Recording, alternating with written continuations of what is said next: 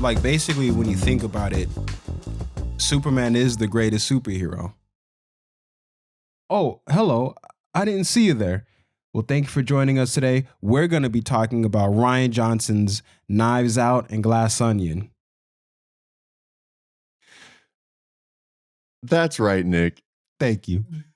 But yeah, so real talk, all joking aside, we are talking about Knives Out and Glass Onion and just how they kind of, I guess, reinvigorated the whodunit style of movies. Yeah, I couldn't tell you the last whodunit that came out that actually like made waves outside of Knives Out.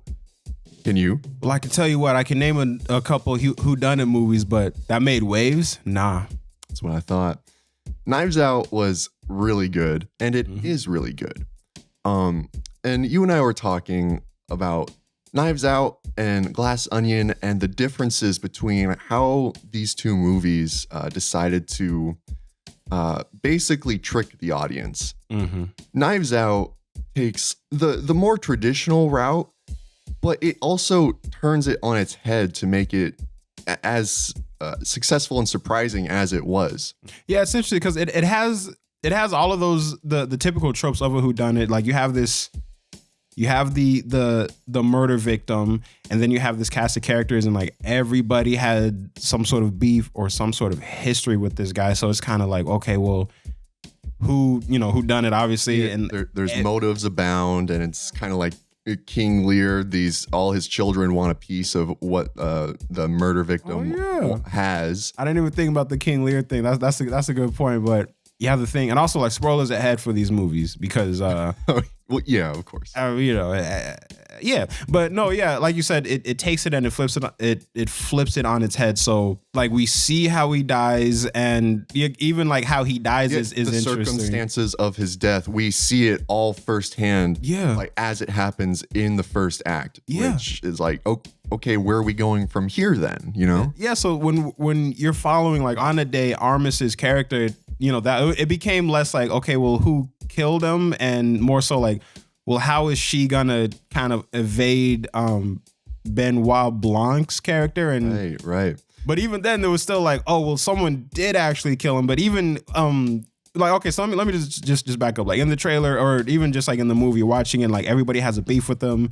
The Chris Evans character, like how I was looking at it was, well, he's clearly the most unlikable character in this group. So all eyes are gonna naturally kind of be on him, but that's too obvious. But then the movie unravels, and then you see, okay, well, he did do it, and then you get into why he did it. It's like, okay, yeah, that makes sense, but it was still a very interesting.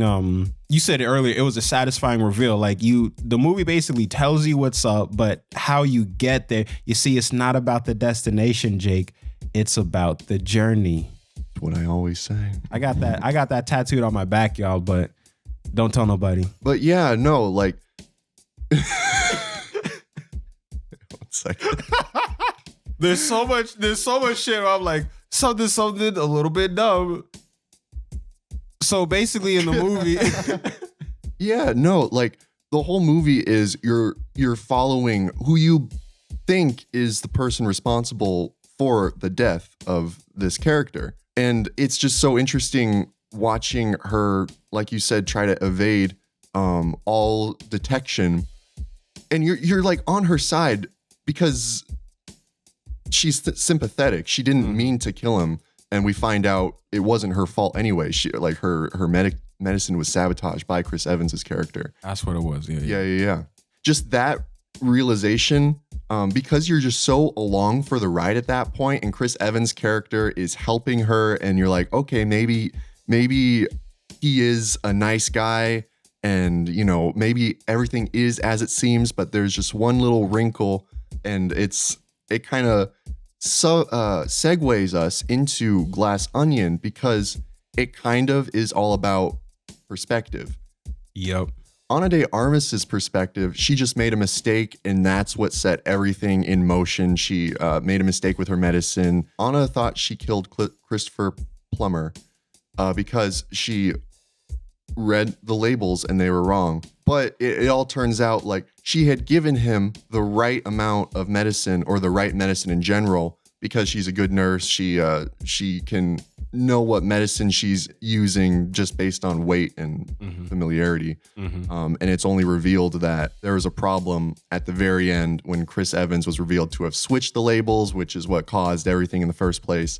So that was all very like intriguing, and it was a good twist because, well, I think it was a good twist. I wasn't expecting it. I was along for the ride the entire time, and to see her completely vindicated like that, it was just shocking because, you know, the whole movie you think she's guilty, even though it was a mistake. Glass Onion kind of takes that and runs with it.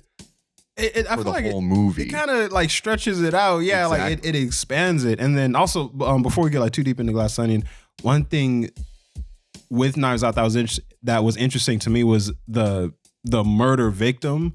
Like he was in on it. Like he knew that he was gonna die, and then it was cool that he was in on it, because I remember like he was like talking her through it, like, okay, man, I'm about to like die, and then so He was trying to help her. he was trying to help her out, and it's like, so with that, it's like, because the way it ended, like, you know, she got the inheritance. Like everybody else, like they either had like their beef with him, or they thought that they just deserved it, even if they didn't have a beef. Like his granddaughter, great granddaughter, whatever.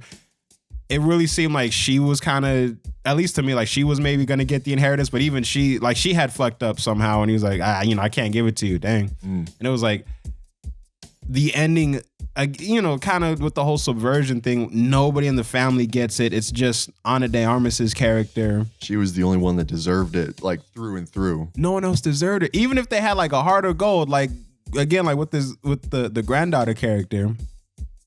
Like not even her. So like I liked how they did it. Right. And it just had some great fucking lines, man. Like completely tangentially, he was like, it was an envelope of cash. Like I'm like, yep, I like that. Yeah, like an envelope. Like just doing the most.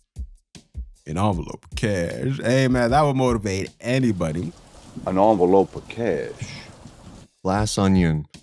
Great follow-up in my humble opinion. I think, and maybe just purely visually, I would prefer to watch Glass Onion more than Knives Out. I just like the visual style of it all, you know, like that cool resort, like the house made of glass and all that stuff. Yeah, just going back to perspective. Yeah, because one thing they did was, I remember when Dave Bautista's character died, it was like, oh well, he's allergic to pineapple juice, and you know we saw Edward Norton's character sitting down and like handing him a glass, and then they were like, oh well, he must have like switched the glasses, and then you see it, like it's a flashback, you see him either like switching it or like doing something with it.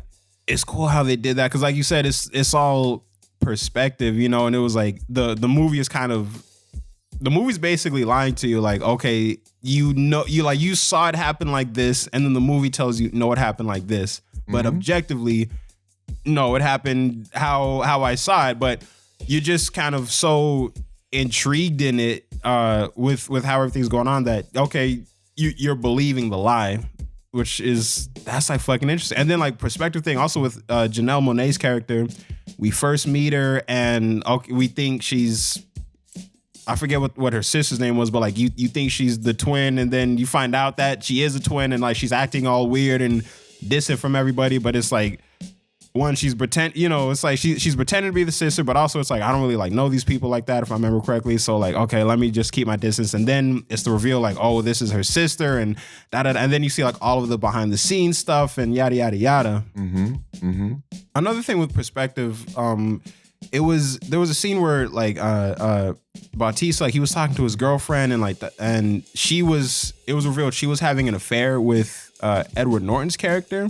You see him like spying on them like from the bushes, and initially you think, oh man, like he just caught his girlfriend in the act, but then later on in the movie, he's the one that pushed her to do that. And then even then, like the camera kind of, it pans back a little bit, and you see Benoit and Janelle Monáe's character spying on Dave Bautista, spying on Edward Norton and his girlfriend. So again, but originally those two weren't even like actually there in the background. The movie just again said like, okay, like they were there, but yeah, like even another example of like perspective withholding information from you, but without you even knowing. is when Edward Norton, and again, Dave Bautista, and this is in the scene where Dave Bautista drinks the pineapple juice and dies, spoiler. In that scene, before that happens, he goes up to Edward Norton and he's showing him something on his phone, and we're seeing Edward Norton like, wow, yeah. And Dave Bautista's like, oh, good enough to so-and-so. And Edward Norton's like, yeah, totally. And then you find out at the end, that was like Dave Bautista trying to get leverage over Edward Norton, and Edward Norton like deciding then and there, like, okay, he's going to go. Where's that pineapple juice? Yeah. Yeah, like what first seems like encouraging banter between two, quote unquote friends turns out to be like the death note for one of them by the other. And it's just it's a lot of little details like that. Like everything is out in the open, but you don't expect it to be out in the open. So it's like you're not looking for it. Yeah. And therefore it passes by. And again, it's all perspective. Like, and that's even what Benoit was saying. Like, I didn't expect this guy to be like literally such an idiot. Like, I thought that there was some intelligence behind what he was saying. So when I found out like he was just an idiot, that threw me for a loop. He was like, it's just so dumb. And then what's her name? Kate Hudson's character was like, it's so dumb, it's brilliant. He's like, no, it's just dumb. And like, because of how intuitive and deductive he is, you're not gonna expect the main antagonist of the story to be an idiot. So it's kind of like, so again, like that flips everything on its head. And even like the whole thing with the napkin, like you're not just gonna like burn up the napkin to get rid of the evidence, are you? And then he actually did it, and he was like, oh, like that. And it's like, it was interesting that Edward Norton's character, because you were saying this earlier, he's not as intelligent as everybody thinks, but he's basically just a master manipulator. Yeah. So everybody thinks he's more intelligent than he is, but all he was really doing was just taking other people's audience included. Yeah. Speaking for myself, when he was having all those like he was making up all those words and then just saying them like very intelligently. I was along for the ride because I didn't know those words. And it was the confidence that he was saying it with. That's the thing. And the movie was telling me like this is a big player in this world. So I just expected him to match the status he had in this movie. And I think that was by design. Like Benoit Blanc did the same thing. Like this is a big dude, metaphorically, and like status wise, and he is very smart. He is a really crafty businessman. I need to look out for this guy. When in actuality, literally no.